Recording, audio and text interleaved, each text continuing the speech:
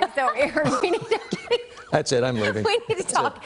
We do need to talk about the weather because we do have a flash flood advisory was just issued for some of our western counties, shortly before our newscast began. Yeah, flood advisory was issued for some of our western counties. Flash flood. Yeah. They sound similar.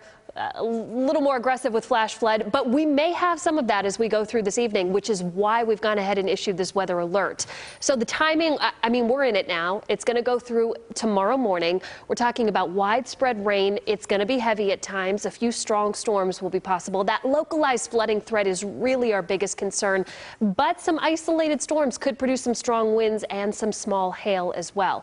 I want to remind you that rain chances are going to continue through the weekend. We're not alerting for that. But just wait until you see the temperatures next week. We're talking about lows in the 30s. There's where you want to stick around to see that 7-day. But right now, first alert radar, we have showers and storms kind of streaming up from the south ahead of the main line of storms.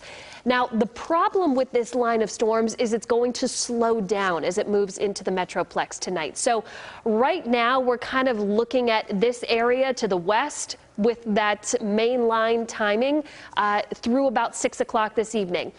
And then we have very little movement with this main line from 6 o'clock tonight through about midnight. Once we get past midnight, I do think the rain is going to begin to weaken some.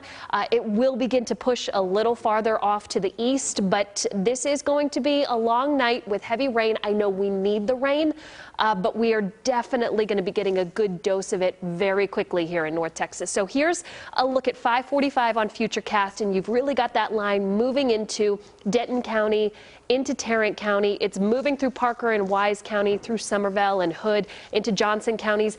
And then look at how slowly this is moving. This is what we call training storms. So storms that are just kind of backfilling behind one another. It produces very heavy rain over a short period of time. The storms barely move, and this is where we get those flooding issues. Here's 10 o'clock, and you've got the storms finally moving into Collin and Dallas County, and it's taken a couple of hours for that storm activity for the heaviest rain to really move out. Once we get to tomorrow morning, we're likely going to have another surge of heavy rain for some of our southeastern counties through the early morning hours, and then I think into the afternoon we'll get a little bit of a break. But this flood watch goes now through Thursday morning. It was expanded to include the Metroplex. We're talking about rainfall totals just for this event alone, 2 to 5 inches with isolated 7 inches to 10 inches of rain. And then, as I mentioned, remember, Friday, Saturday into Sunday, we still have rain and storm chances in the forecast.